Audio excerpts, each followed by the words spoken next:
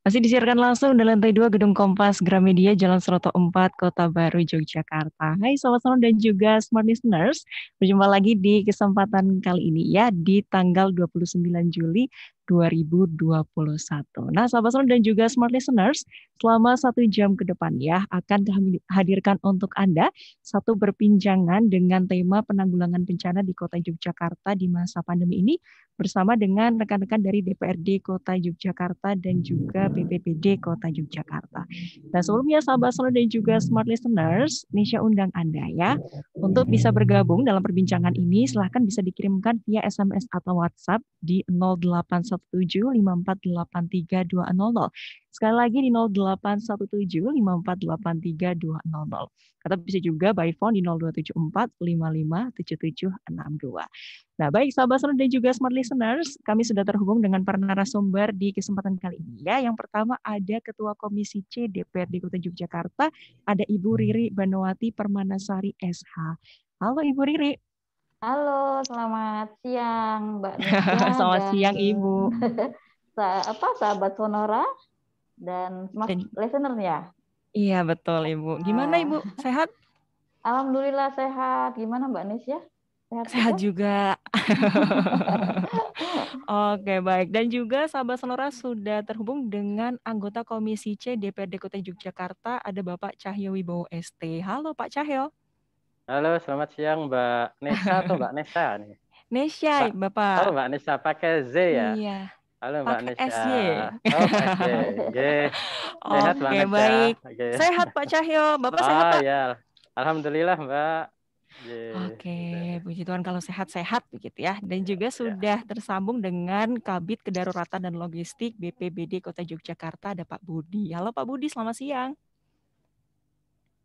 Selamat siang. Selamat siang juga, Mbak. Gimana kabarnya Pak Budi? Alhamdulillah, sehat-sehat. Sehat juga ya. Oke, baik. Nah, baik sahabat Sound dan Smart Listeners, tema kita di kesempatan kali ini adalah penanggulangan bencana di Kota Yogyakarta di masa pandemi. Nah, Bapak Ibu, ini sebelum kita masuk ke dalam pembahasan gitu ya, sebenarnya apa sih yang dimaksud bencana nih Bapak Ibu? Peristiwa seperti apa yang bisa digolongkan sebagai bencana? Monggo Bapak Ibu. Saya? Ya. Ya, boleh ya, silakan. terima kasih Mbak Nisha. Bencana. Jadi kalau dulu sebelum 2020 ya, bencana adalah yang ini kan berhubungan dengan BPBD ya Mbak Nisha. Iya, Karena betul, Bu. bencana yang ada di Kota Jogja biasanya banjir gitu ya, banjir, terus udah gitu longsor, terus udah gitu ada lagi misalnya ada pohon tumbang dan lain-lain. Itulah menjadi yang ketugasan dari BPBD Kota Yogyakarta. Tetapi bencana saat ini tidak hanya itu, terkait penanganan COVID juga menjadi ketugasan BPBD. Seperti itu Mbak Nisha.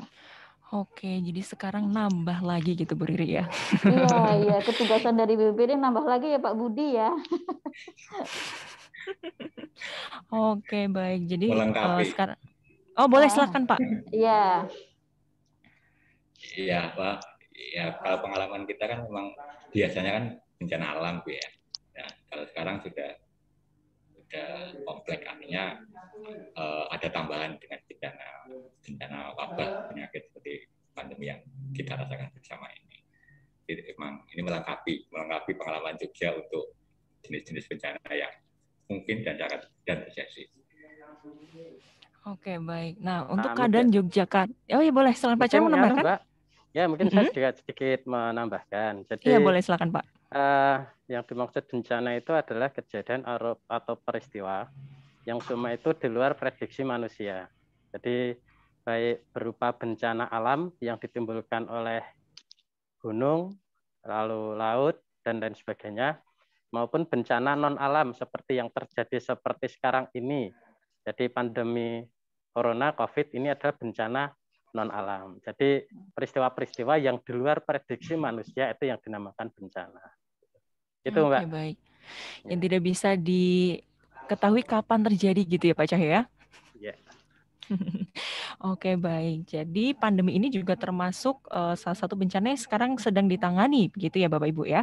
Iya. Oke, baik. Nah, untuk keadaan di Jogja sendiri nih, Bu Riri, Pak Budi, dan Pak Cahyo, ini seperti apa sih untuk di masa pandemi sekarang ini?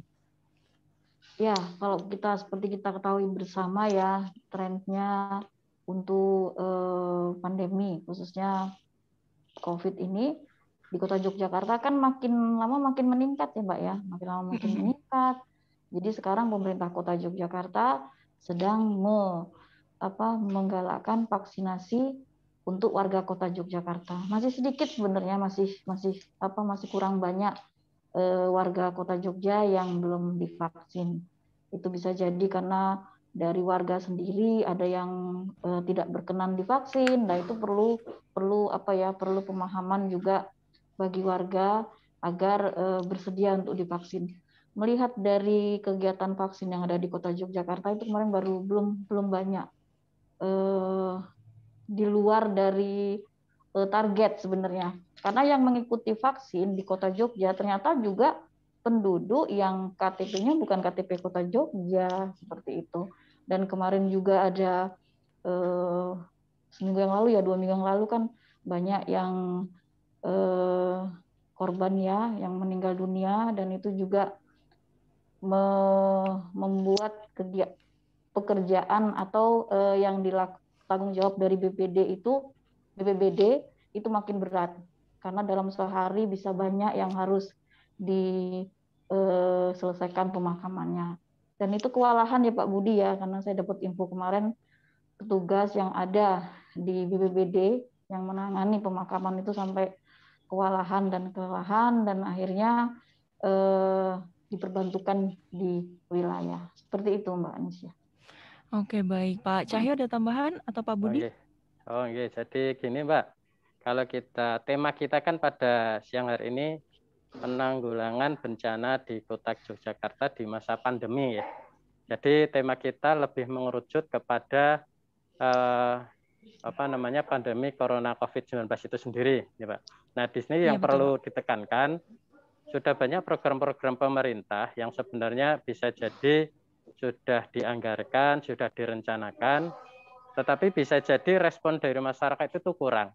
Nah, di sini pentingnya bahwa seperti tadi disampaikan oleh Bu Ketua, bahwa sudah ada program vaksinasi, karena vaksinasi ini salah satu program yang memang harus dilakukan dalam rangka mencegah penyebaran COVID-19. Tetapi frame yang terjadi di masyarakat itu belum sepenuhnya membutuhkan vaksin. Bisa jadi karena apa?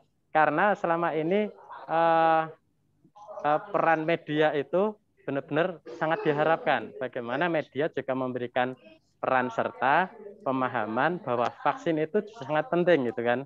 Sehingga ketika masyarakat ini sudah dengan pemahaman bahwa vaksin ini penting dalam rangka untuk pencegahan, maka mungkin vaksin yang sudah diprogramkan pemerintah baik pusat, provinsi, kabupaten, kota mungkin akan segera bisa ditindaklanjuti. Sehingga ini memang sinergitas itu harus benar-benar dikedepankan gitu. Salah satunya dengan media ini. Itu Mbak mungkin tambahannya. Oke. Jadi sebenarnya peran serta masyarakat juga sangat dibutuhkan gitu ya Pak Cahyo ya? Iya, betul. Oke, baik. Nah, kemudian selain vaksinasi nih, Bu Riri dan juga Pak Cahyo, apakah ada strategi-strategi lain atau mungkin kebijakan-kebijakan lain nih yang disusun oleh pemerintah Kota Yogyakarta untuk menangani pandemi ini, Pak dan Ibu? Ya, terima kasih. Salah satunya ini kan berkaitan dengan BPBD ya, karena mitra kerja kami BPBD yang salah satunya menangani juga pandemi COVID-19 ini. Dan tahun 2021 ini BPBD kami dorong untuk menyelesaikan pembentukan KTB, Kampung Tangguh Bencana. Jadi Kota Yogyakarta ini sudah mempunyai saat ini, mungkin nanti minta tolong Pak Budi ya untuk kalau ada yang saya salah, ada sekitar 132 KTB yang sudah terbentuk di Kota Yogyakarta. Jadi di tahun 2021 masih ada 7 yang belum terbentuk. Begitu ya Pak Budi ya?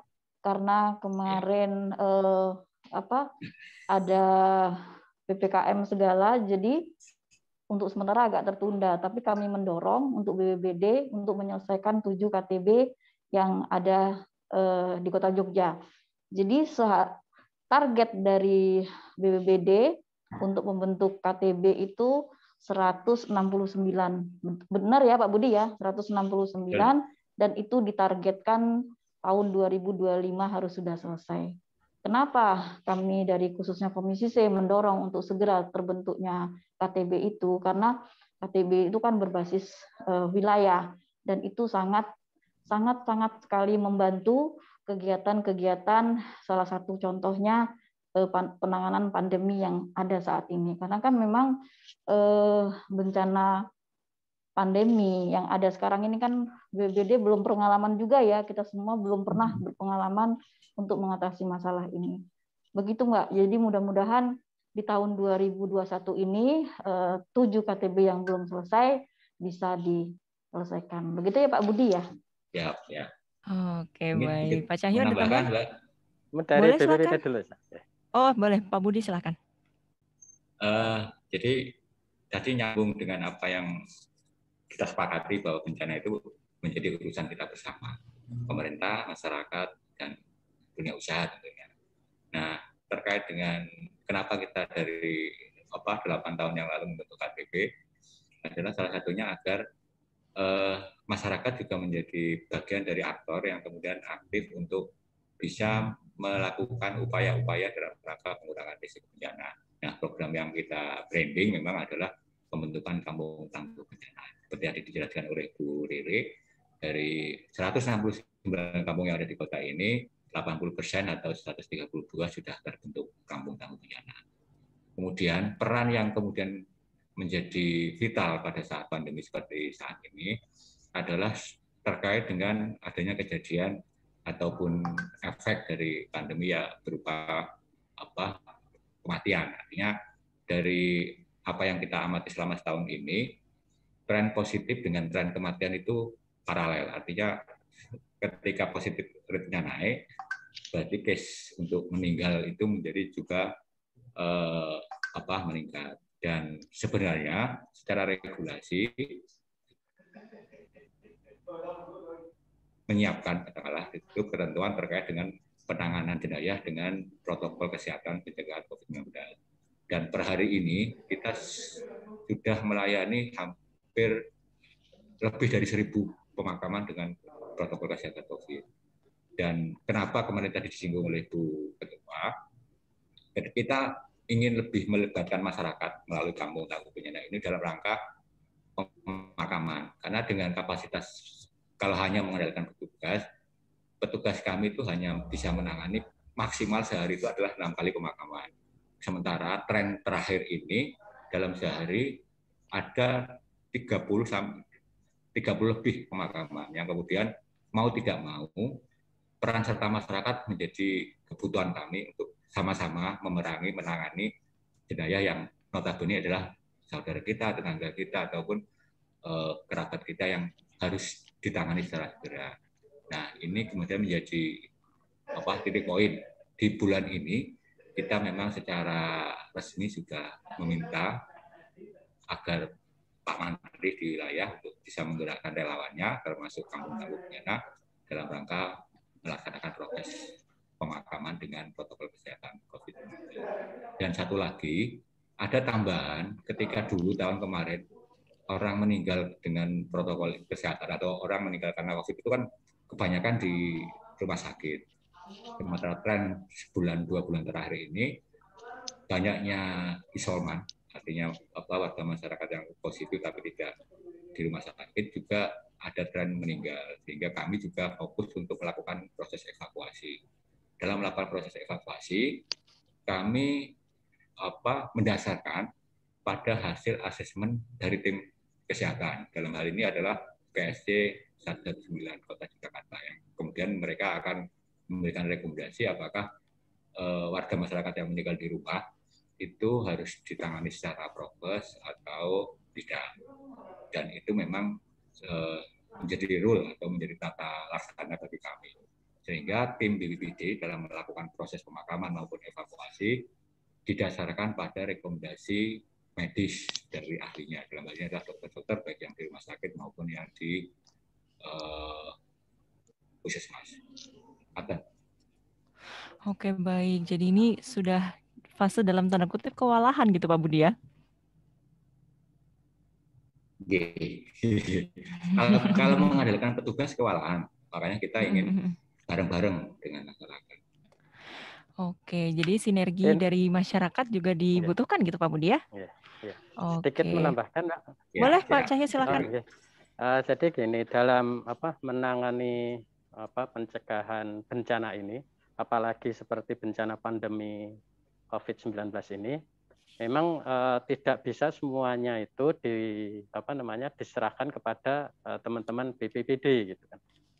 Sehingga di sini BPBD juga melakukan kerjasama dengan relawan-relawan di wilayah, dan ini sudah dilakukan oleh BPBD. Gitu. Dan juga bersinergi dengan dinas-dinas terkait. Gitu. Kita juga mendapatkan informasi, apakah informasinya ini betul atau tidak, bahwa pandemi COVID ini gelombang kedua, yang bisa jadi masih ada gelombang ketiga. Berarti memang membutuhkan nafas panjang. Kita di dalam menangani pandemi COVID-19 ini membutuhkan nafas panjang yang ekstra. Dengan kata lain, maka apa yang sudah dilakukan oleh dinas-dinas terkait, maka dikuatkan lagi dengan sinergitas itu tadi. Umpama, tadi BPBD sudah kewalahan terkait dengan pemakaman. Nah, anggaplah setiap kabupaten kota ini sudah full, sudah lelah. Belum lagi terkait dengan lokasi pemakaman. Kita belum memikirkan bagaimana ketika kota Yogyakarta ini akhirnya terus meningkat, sedangkan lokasi pemakaman juga semakin padat, ini juga berpikir ke sana.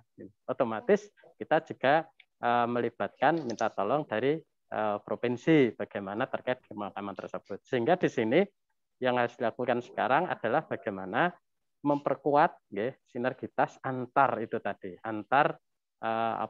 instansi terkait dalam penanganan pandemi ini. Karena kita tidak tahu ini sampai kapan, itu kita tidak tahu.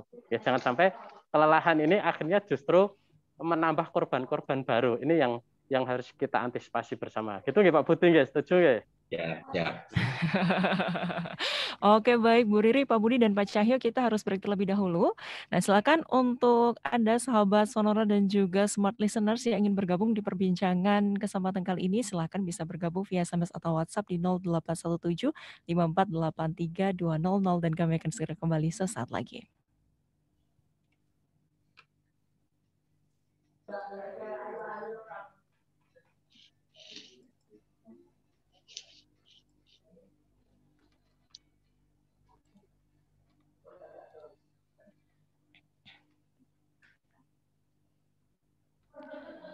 Sahabat Sonora, kini MNC Vision dalam genggaman. Nonton tayangan kualitas terbaik dari 3 gadget sekaligus untuk dinikmati kapanpun dan dimanapun melalui aplikasi Vision Plus.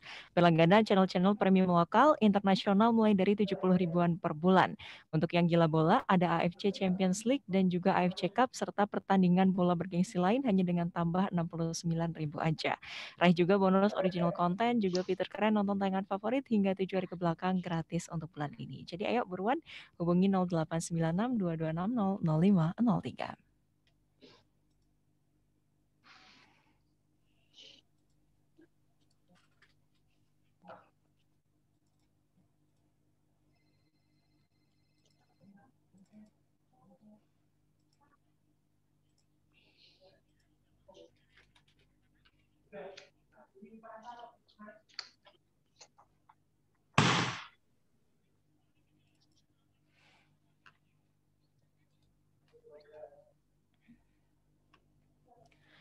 Oke, baik Bu Riri, Pak Cahyo, Pak Budi, di segmen kedua mau dibahas ke arah mana Bapak, Ibu? Monggo, Pak Budi biasanya kan yang teknis ya, yang lebih teknis itu Pak Budi. Kalau kita kan kebijakan, Mbak. Arahnya kayak gini, Mbak. Artinya penguatan tadi. Jadi kalau di kita itu sekarang kan kita mendorong sampai ke tingkat kematian, Bu, mohon izin. Jadi harapan kami nanti di tiap kelurahan itu udah ada semacam tim untuk untuk tim pemakamannya. Oh, iya. Target kami harusnya kalau minggu ini kita sudah masuk ke kampung malah. Jadi di level kecamatan, level kelurahan itu ada koordinator untuk pemakaman di masing-masing kelurahan. Kemudian di tingkat Mantren, kami harapkan tim-tim itu menjadi backup kami dalam melakukan proses evakuasi. Karena tadi memang trennya seperti jadi, karena secara grade untuk pemakaman dan evakuasi itu kan agak sedikit berbeda. Evakuasi membutuhkan standar medis yang lebih tinggi daripada pemakaman.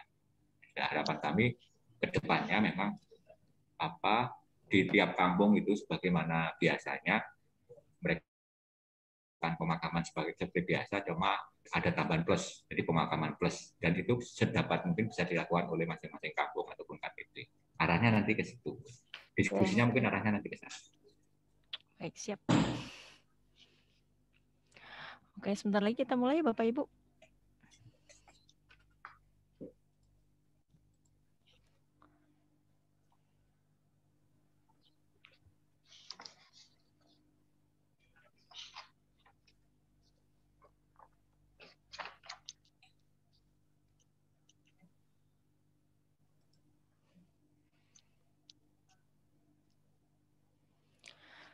Baik, sahabat Sonora dan juga smart listeners, masih bergabung ya di perbincangan di kesempatan kali ini di tanggal 29 Juli 2021 bersama dengan Ketua Komisi C DPRD Kota Yogyakarta, ada Ibu Riri Banowati Permanasari SH, kemudian juga ada anggota Komisi C DPRD Kota Yogyakarta, Bapak Cahyowibowo ST, dan juga ada Kabid Kedaruratan dan Logistik BPBD Kota Yogyakarta, ada Bapak Budi.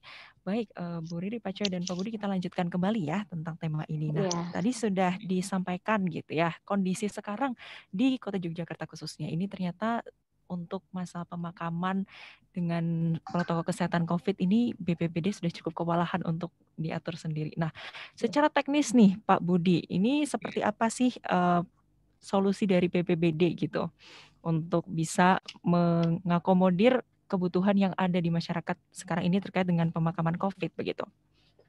Ya, jadi nyambung dengan apa yang kami sampaikan tadi. Kalau tren, katakanlah mungkin tadi Pak Jaya nyinggung masalah gelombang tadi, katakanlah gelombang tahun lalu itu kita dorong melalui penguatan di tim internal kami di BPBD, tentu dengan kerjasama dengan para pihak untuk penguatan kapasitas dalam kita menangani pemakaman jenazah. Jadi kalau ceritanya dulu itu tahun kemarin sebenarnya kan kota sudah punya layanan mobil jenazah yang kemudian kita upgrade, kita kuatkan dengan penanganan tidak hanya jenazah reguler tapi juga jenazah dengan protokol kesehatan pencegahan COVID.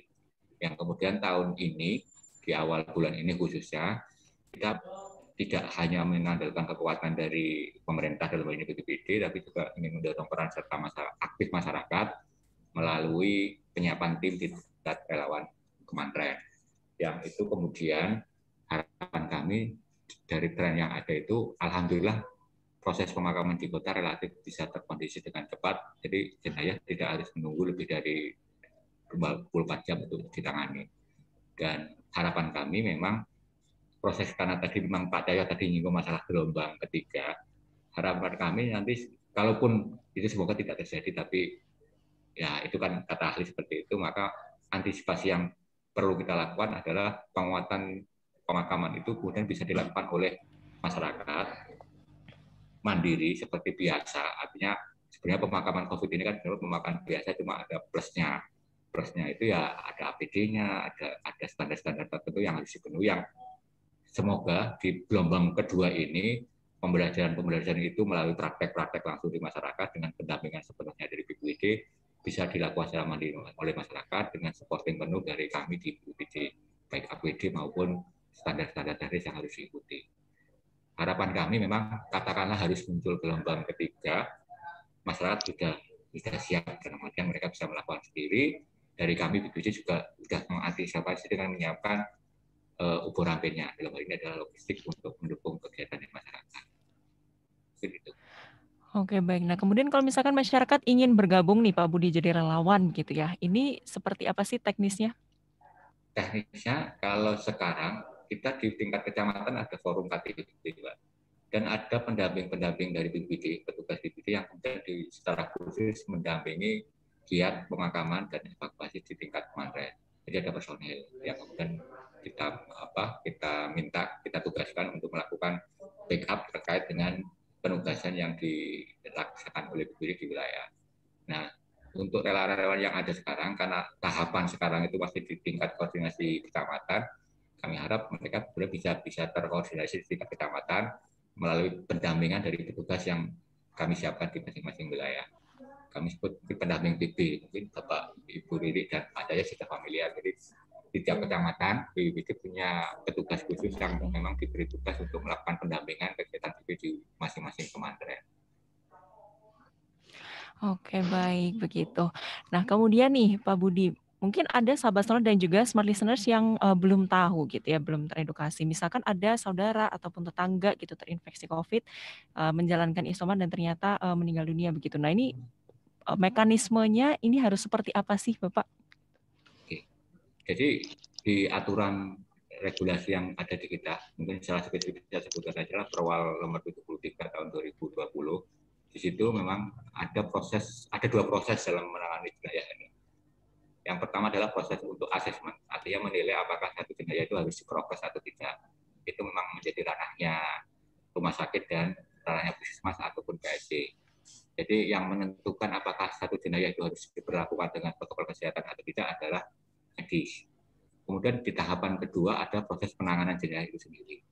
Jadi kalau di protap kita, permintaan penanganan dengan prokes itu ada dua, yaitu satu dari rumah sakit karena mereka menangani pasien yang memang secara jelas sudah terkonfirm untuk diprokes. Kemudian yang kedua adalah layanan dari isolasi mandiri ataupun dari masyarakat yang meninggal di rumah atau meninggal selain di rumah sakit bahasa kami. Jadi yang untuk meninggal selain di rumah sakit, prosesnya adalah ada konfirmasi dari petugas medis yang akan menentukan apakah si jenayah atau pasien yang meninggal itu kemudian harus diprokes atau tidak. Jadi yang harus dilakukan oleh masyarakat ketika ada yang meninggal katakanlah di wilayahnya, tentu mereka harus melapor ke petugas medis. Dalam hal ini adalah petugas dari puskesmas yang dalam jam kerja atau mungkin PSC di luar jam kerja. Kemudian dari PSC kemudian akan melapor ke kami bahwa ada jenayah yang kemudian perlu dievakuasi dengan prokes. Kemudian tim kami boleh jadi oleh tim kami secara langsung maupun dengan bekerja sama dengan petugas di tingkat kementerian untuk melakukan proses evakuasi menuju rumah sakit yang ditunjuk oleh PSC. PSC menentukan dia harus dievakuasi kemana, karena kemudian ada proses pemulasaraan. Pemulasaraan ini juga ada standar yang harus diikuti. Untuk saat ini, kota menyiapkan pemulasaraan jenayah di Rumah Sakit Umum Daerah Wiro Sableng dan Rumah Sakit Pratama.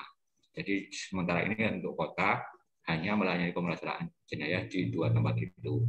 Kemudian dari rumah sakit itu, nanti kemudian dari sisi masyarakat selama proses evakuasi juga perlu menyiapkan tempat pemakamannya. Artinya mereka menyiapkan tempat pemakaman seperti biasa, pemakaman biasa, yang kemudian ketika sudah siap, kita akan berkomunikasi dari rumah sakit tadi, akan menotif ke kami bahwa jenayah yang dievakuasi ataupun ada jenayah yang perlu dilakukan proses pemakaman, maka mereka akan melapor ke kami untuk melakukan proses pemakaman di wilayah.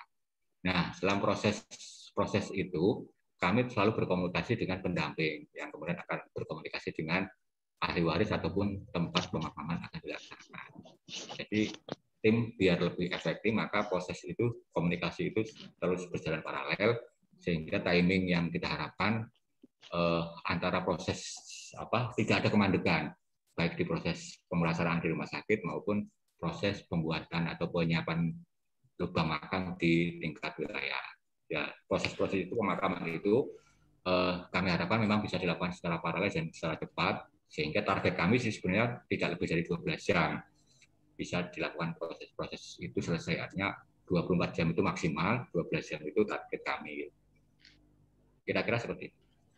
Oke, baik Pak Budi, Bu Riri, dan juga Pak Cahyo, kita break terlebih dahulu ya. Baik, dan silahkan untuk Anda, sahabat sonor dan juga smart listeners, masih terbuka kesempatan sampai nanti ya. Bisa langsung disampaikan saja pertanyaan Anda via SMS atau WhatsApp di 0817 548 3200.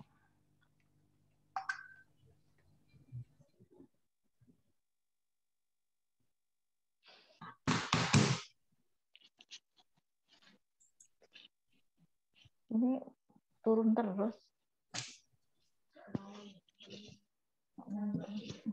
Oke.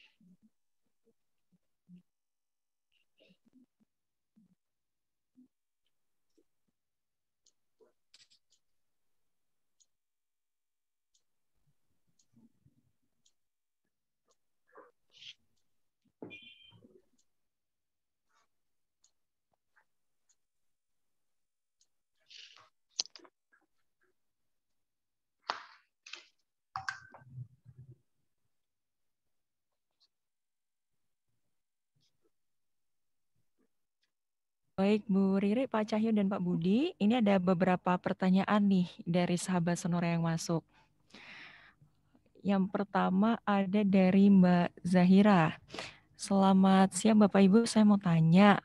Kalau misalkan ada masyarakat yang terkena dampak pandemi ini, bantuan seperti apa sih yang akan diterima warga? Kalau misalkan bantuan yang disampaikan tidak sesuai sasaran, ini bisa mengadu kemana? Terima kasih.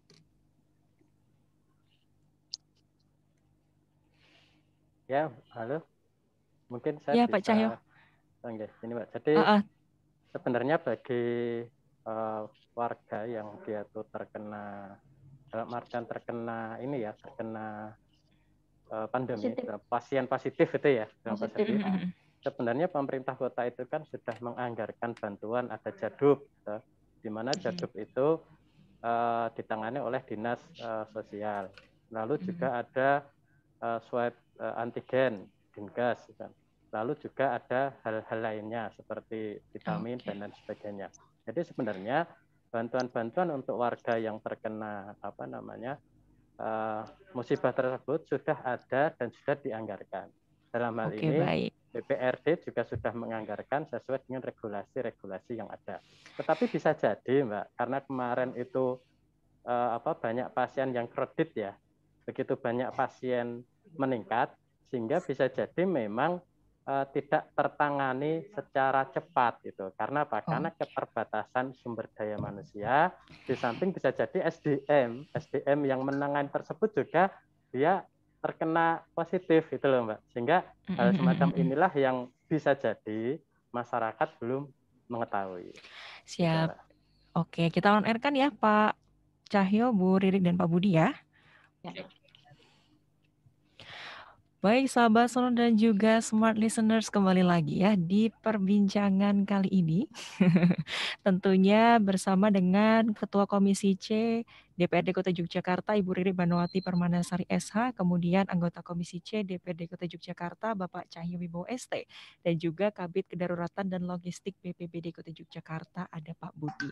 Baik Bu Riri, Pak Cahyo, dan Pak Budi, ini sudah ada pertanyaan yang masuk dari sahabat Sonora. Yang pertama ada dari Mbak Zahira.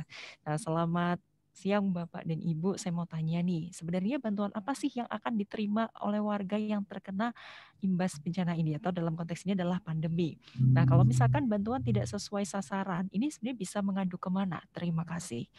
Monggo Bu Riri, Pak Cahyo, dan Pak Budi, silakan. Ya, terima kasih. Saya akan menjelaskan sedikit, nanti Pak Cahyo dan Pak Budi bisa menambahkan ya.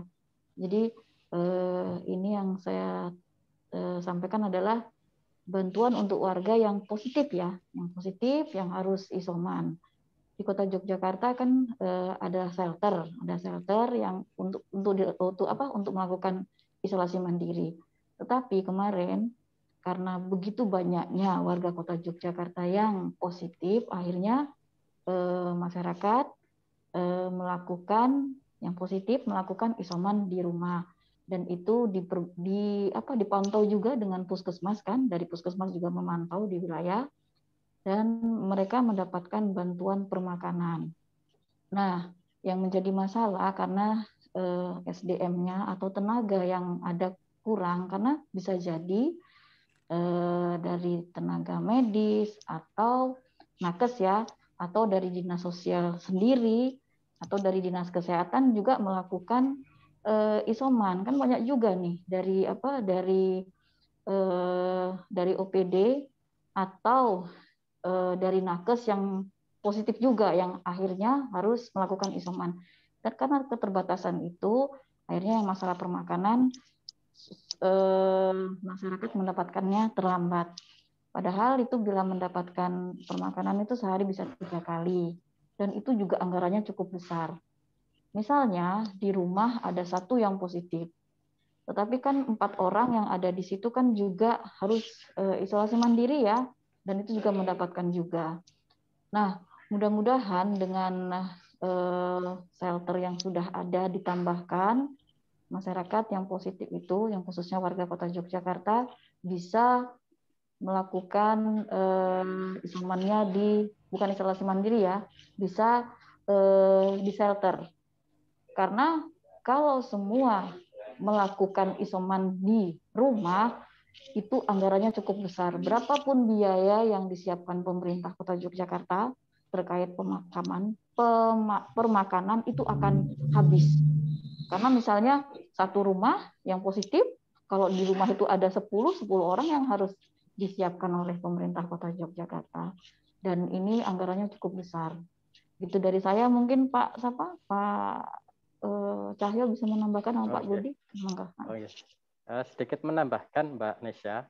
Jadi tadi kami sudah menyampaikan, termasuk Buri sudah menyampaikan, karena terkait warga yang ingin mengadu, warga yang ingin mengadu, maka sebenarnya bisa disampaikan kami di DPRD, bisa ke DPRD atau bisa ke anggota-anggota dewan tersebut. Itu yang pertama bisa. Lalu yang kedua, bisa juga ini menambahkan dari Bu Riri tadi, bisa juga nanti mengadu ke Satgas Wilayah. Satgas Wilayah itu di situ ada kelurahan, dalam ini kelurahan sekarang yang sangat berperan itu ada di kelurahan. Yang ada kelurahan itu nanti akan menyampaikan ke tingkat di atasnya. Jadi untuk aduan gambarannya seperti itu, Mbak. Jadi anggota teman-teman dewan itu bisa untuk mengadu, Mbak. Bisa untuk mengadu, bisa untuk curhat. Nah, nanti teman-teman dewan ini bisa menyampaikan ke dinas-dinas terkait terkait dengan permasalahan tadi data tidak tepat sasaran dan lain sebagainya. Ini pun sedikit tambahan aja, Mbak, dari saya. Oke, baik. Pak Budi ada tambahan?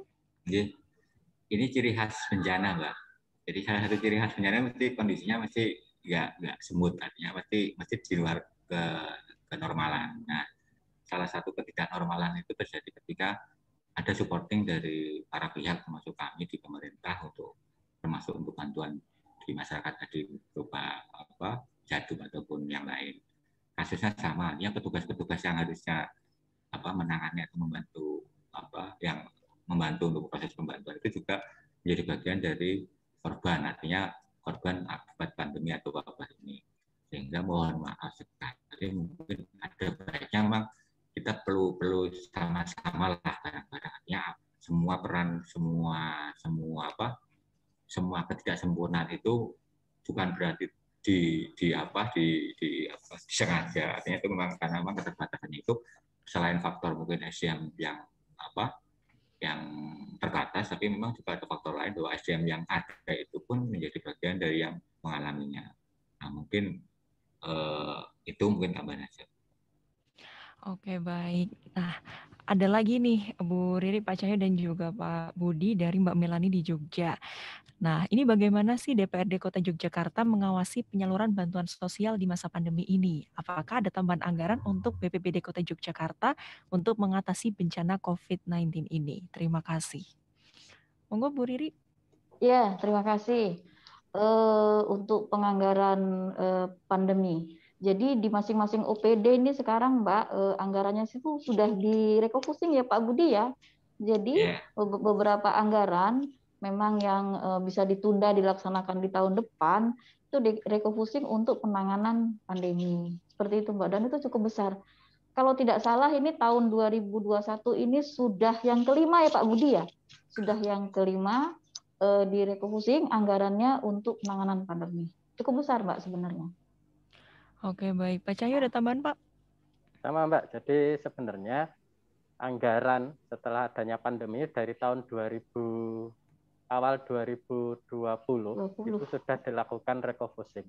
Sampai sekarang di refocusing. Dan rata-rata refocusingnya itu setiap OPD, terutama di Komisi C itu berkisar di atas 50%, Mbak. Jadi anggaran normal itu di refocusing sekitar 50%. Bahkan dari sisi anggaran sendiri, dari dinas-dinas terkait dengan musibah ini, itu juga sudah mengajukan anggaran BTT, Mbak. Jadi anggaran BTT itu pun sudah diakses, gitu nggih Pak Budi nggih? Sudah diakses. Jadi memang all out lah untuk anggaran itu akhirnya semua dianukan ke pandemi ini, Pak. Penanganan pandemi. Penanganan pandemi, ya. Iya. Oke, baik. Karena ini kan masalah yang serius gitu ya, Bu Riri, Pak Cahyo, dan Pak Budi, begitu ya. Dan ini juga sudah bekerja keras gitu ya, sahabat Sonora, ini dari pemerintah dan juga BPBD juga sudah melakukan yang maksimal. Jadi ayo yang masih suka tidak protokol kesehatan, nah ini. Mungkin sedikit tambahan, Mbak Nes ya. Iya, boleh silakan Pak. Bahkan dulu di DPRD itu sendiri, anggaran makan minum itu pernah dihilangkan ya Bu Riri ya? Iya, anggaran rapat kita makan minum ya, itu total berapa bulan itu dihilangkan, digeser untuk penanganan pandemi. Penanganan pandemi. Cukup besar. Cukup besar, sekian miliar. 4 lebih ya Bu ya? 4 lebih. Iya, hampir 4 lebih, hampir 5, kurang lebih 5 M untuk penanganan pandemi. Jadi penanganan pandemi itu ya termasuk pemakaman, termasuk juga penyediaan isolasi mandiri, shelter dan lain-lain. Gitu. Mudah-mudahan dengan turunnya yang positif, tidak ada lagi isolasi mandiri lagi, mereka bisa melakukan di shelter. Karena kalau isolasi mandiri itu biayanya cukup besar. Karena yang dibiayain oleh pemerintah kota tidak hanya satu yang positif, tapi satu keluarga, gitu. Besar sekali itu. Oke, baik. Baik, Bu Riri, Pak Cahyo, dan Pak Budi, kita harus break lagi nih. Silakan untuk Anda ya. Sahabat Sonora dan juga Smart Listeners yang ingin bertanya seputar penanganan pandemi di Kota Yogyakarta. Ini silakan boleh disampaikan via SMS atau WhatsApp di 0817548320.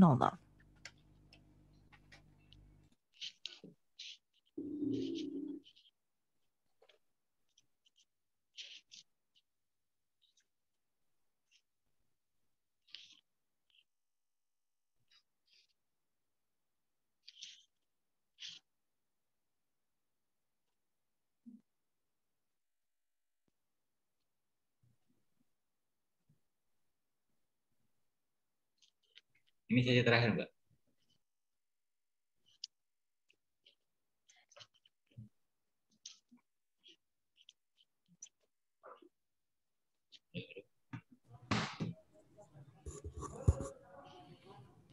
Iya Pak, sesi terakhir Pak Budi.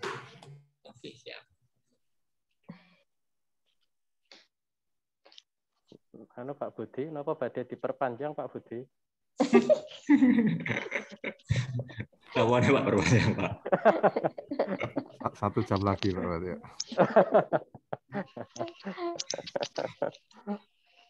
Offline aja yuk diskusinya.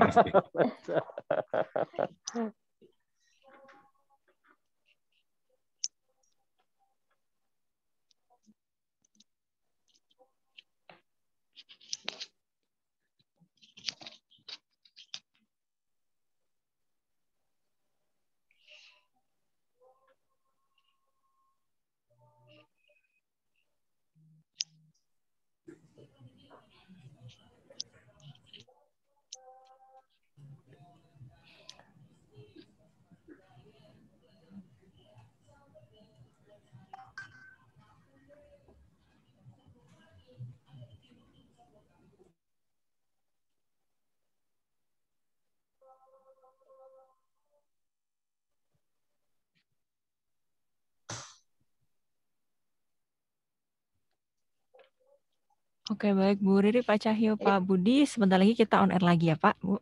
Ya. Oke, kalau misalkan nanti di segmen terakhir ini kita bahas shelter isoman, itu boleh nggak Bu? Shelter yang itu ranahnya dinas sosial ya, bukan di komisi kita, Bu. Oke. Jadi kalau Oke. permakanan itu dinas sosial, pemakaman Dinas sosial. Oke deh, baik, siap.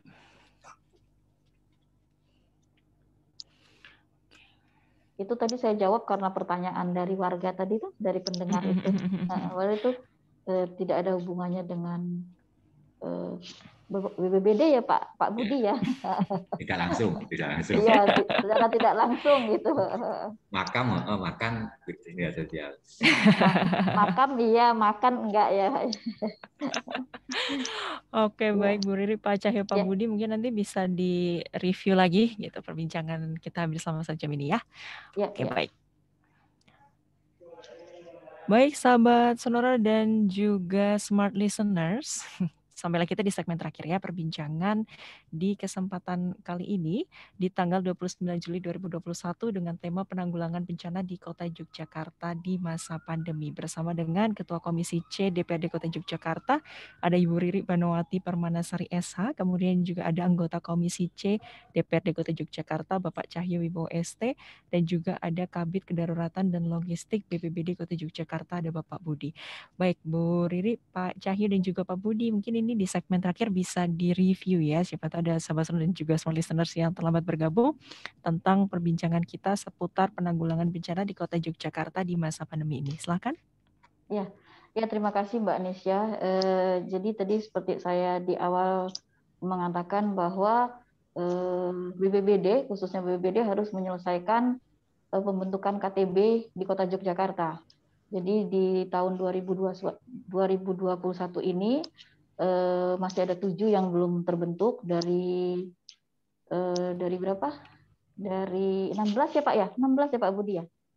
Tahun ini berapa ya Pak ya? Tahun 2021. 7 sama 15 ya. Dari 15 7 yang terlaksana.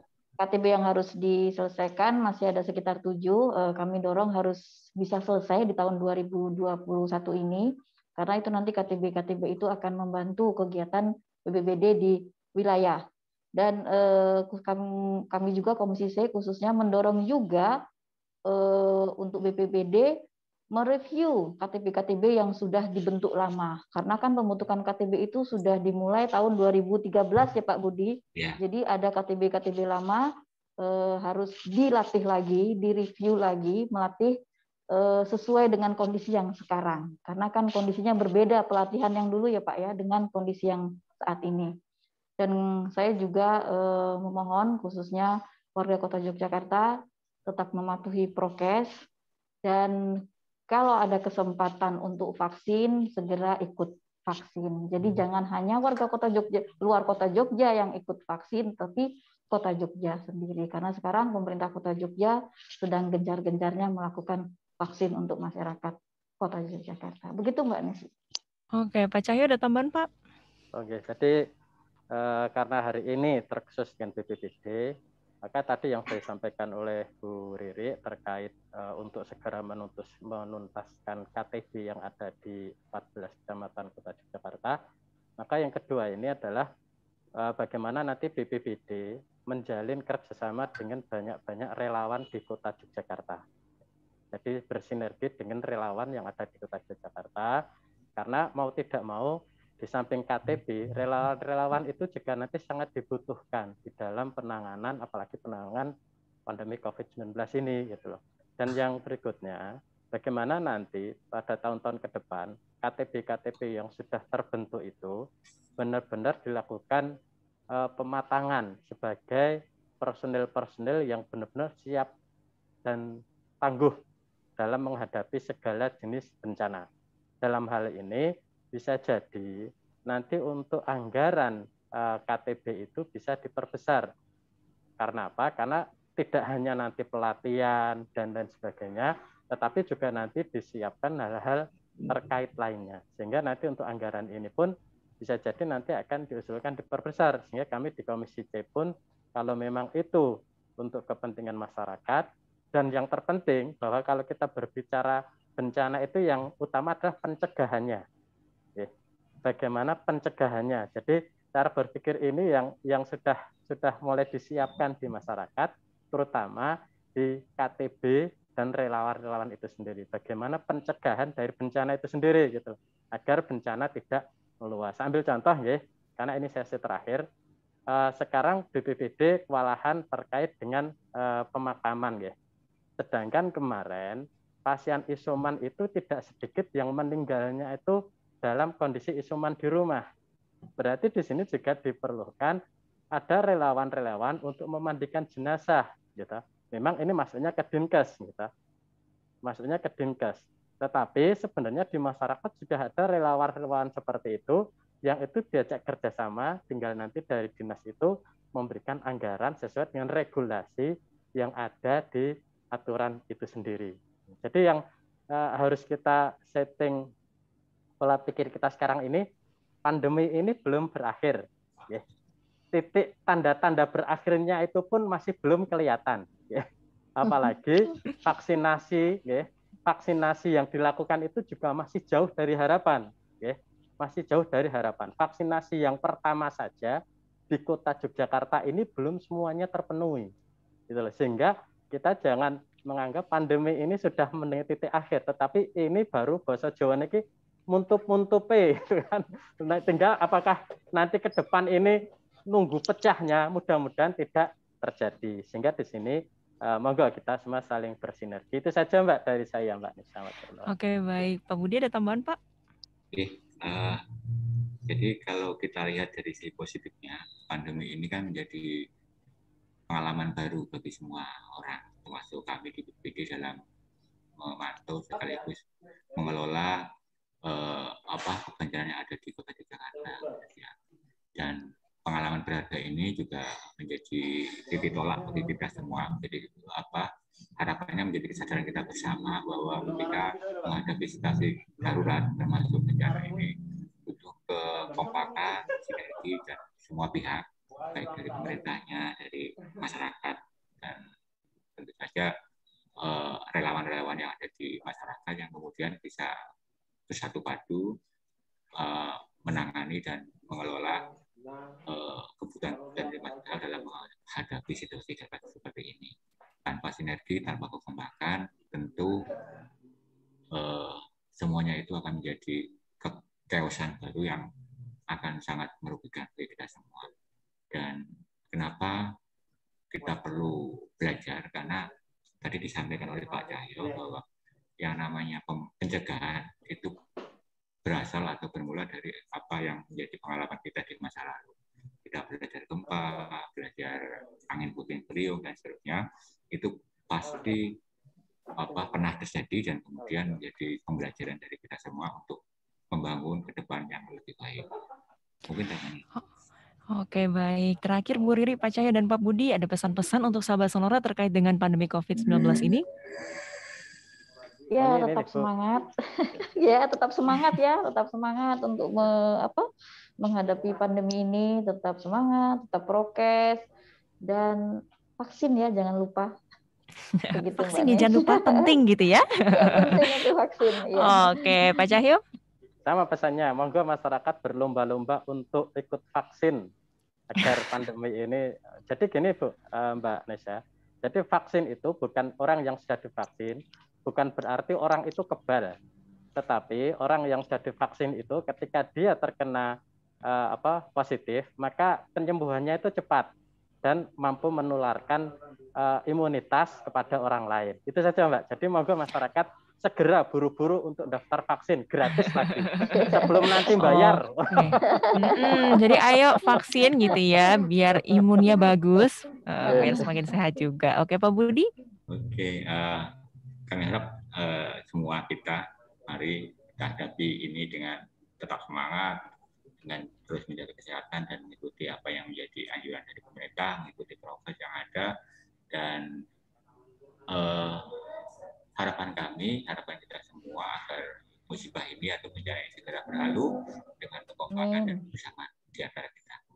Amin. Baik, terima kasih Bu Riri, Pak Cahyo, dan Pak Budi atas informasinya. Dan terima kasih juga untuk Anda, sahabat Sonor dan juga Smart Listeners yang sudah bergabung di kesempatan kali ini di tanggal 29 Juli 2021. Semoga apa yang kami hadirkan untuk Anda bisa bermanfaat dan tetap bersama kami tentunya hanya di 97,4 FM Sonora Yogyakarta dan 102.1 FM Smart Yogyakarta. Saya Nisha Putri pamit. Sampai jumpa dan siang. Selamat siang. Siang. Terima kasih Mbak Nesya, Pak Budi, Pak Cahyo. Sama-sama Bu. Terima Makasih, kasih Mbak Bu Nisha. Riri, Pak Cahyo, Budi. Sehat semua. Ya. Sedang kondur Pak Budi. Iya. Masih di tempat. Biasa nih.